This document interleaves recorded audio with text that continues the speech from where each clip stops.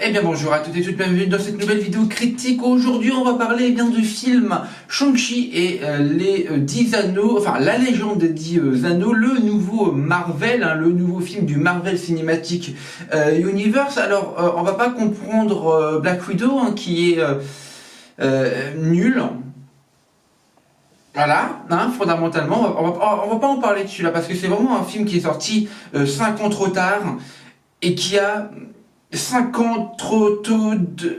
Non, 5 ans trop tard, on va rester 5 ans trop tard, désolé, je m'embrouille.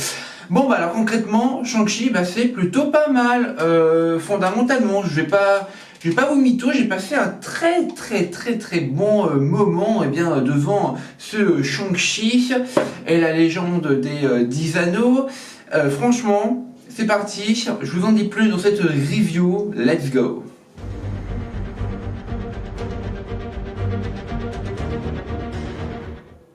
Alors concrètement, Shang-Chi, la légende des 10 anneaux, ça va vraiment être un film en termes de marketing, en termes d'argent, qui va brosser le sens du poil tout l'archipel nippon, tous ces continents-là, fondamentalement. Parce qu'il faut savoir un truc, c'est que là-bas, nos chers héros, Spider-Man, Iron Man et compagnie, les Avengers ne sont pas du tout appréciés en termes de box-office sur l'archipel nippon, fondamentalement.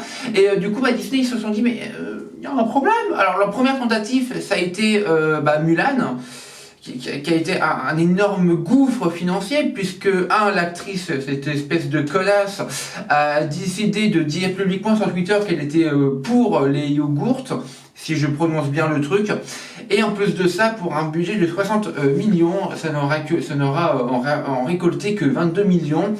En plus de ça, la pandémie est passée par là, et en plus de ça, le film est sorti du coup sur Disney+, vous pouvez le voir légalement sur Disney+.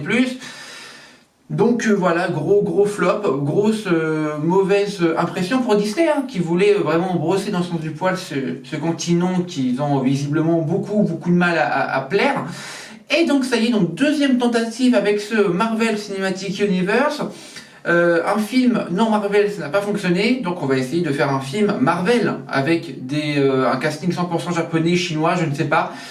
Et franchement, pour moi en tout cas, ça fonctionne très bien. J'ai passé un agréable moment. C'est quand même l'un des premiers Marvel où tu dis putain mais je regarde un Marvel ou quoi là? Bah oui, tu regardes un Marvel. Parce que c'est tellement bien fait, c'est tellement bien rythmé, il y a tellement des blagues qui fonctionnent bien, et c'est vraiment très rare pour des Marvel, des blagues qui fonctionnent bien.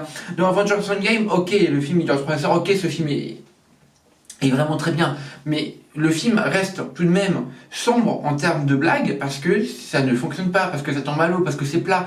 Là, les blagues ont une vivacité incroyable, on rigole H24, on a des personnages attachants, car oui, on regarde un petit peu le casting, ils ont tous des bouilles adorables, on a envie de leur faire des câlins, littéralement, mais avec le Covid, malheureusement, on peut pas. Mais concrètement, j'ai passé un très bon moment devant ce Shang-Chi et la légende des 10 anneaux.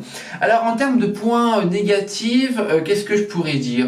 Ah oui, alors, il y a quand même des petites longueurs scénaristiques. Fondamentalement, on met longtemps à comprendre du pourquoi, du comment la mère est décédée, et pourquoi le père s'obstine à venir à essayer de la faire revivre, etc.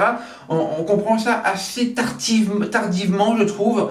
Et je trouve qu'à côté de ça, on est passé à autre chose scénaristiquement parlant. Du coup, t'as plus vraiment l'envie de savoir pourquoi du comment, et c'est un petit peu dommage. Je sais pas si vous me suivez, je sais pas trop si vous me suivez d'ailleurs, mais moi personnellement c'est un petit peu comme ça que je l'ai ressenti. C'est un petit peu longué par moments, c'est un petit peu la mise en scène est belle et bien, parce que oui, avec toutes ces scènes d'action qui utilisent des trucs de samouraï ou je sais pas quoi, machin, c'est vraiment très beau, c'est vraiment très bien. Et ça fait du bien dans un Marvel où généralement c'est juste de la bagarre sans plus et ça se tambourine dans la gueule quoi. Là vraiment il y a toute une mise en scène faite avec des mouvements de caméra extrêmement légers, enfin vraiment quelque chose d'aérien. Qui vraiment la mise en scène fait quelque chose d'aérien, comme les bagarres en fait qui sont eux aussi aériennes. Et franchement ça fait vraiment du bien d'avoir un film tellement beau en termes de mise en scène, car ça fait plaisir en fait. Parce que Marvel, on va pas se mytho, le prochain Spider-Man No Way Home, il a l'air d'être, en termes de visuel, hein, il a l'air tellement d'être tellement vu et revu en fait par rapport aux deux autres Spider-Man avec Tom Holland ou même encore avec un film MCU lambda. Là, Shang-Chi, vraiment en termes de mise en scène, en termes de visuel, il se surpasse, il fait quelque chose de beau, il fait quelque chose de bien. J'irai pas dans la même lignée que Malignante, que normalement il y a déjà la critique qui est sortie, je ne sais pas quand est-ce que je vais tourner cette critique-là, ou enfin... Normalement, il y a la critique de Malignante qui est sortie. Dans la critique de Malignante, je dis qu'il y a il y a de très beaux plans. Là, c'est pareil, il y a vraiment des très beaux plans, bien mis en scène, etc., qui reflètent vraiment les arts martiaux dans quelque chose de libre et de léger, etc., et où on a vraiment l'impression de faire quelque chose, de divaguer en fait entre les plans, et c'est vraiment magnifique. Bon bah voilà, franchement j'ai pas grand chose à dire de négatif non plus, à part quelques petites longueurs, je vous l'ai dit, mais ça c'est malheureusement 2h30 de film, il faut bien les combler. J'ai l'impression que c'est une petite charge qui se sont donné Marvel pour faire un film de 2h30, il faut faire un film de 2h30 minimum. Bon, j'ai l'impression que c'est une petite charge qui se sont donné Marvel, c'est chelou. Hein. Vous pouvez faire un film d'1h30, personne ne vous dira rien, vous inquiétez pas les gars. Hein.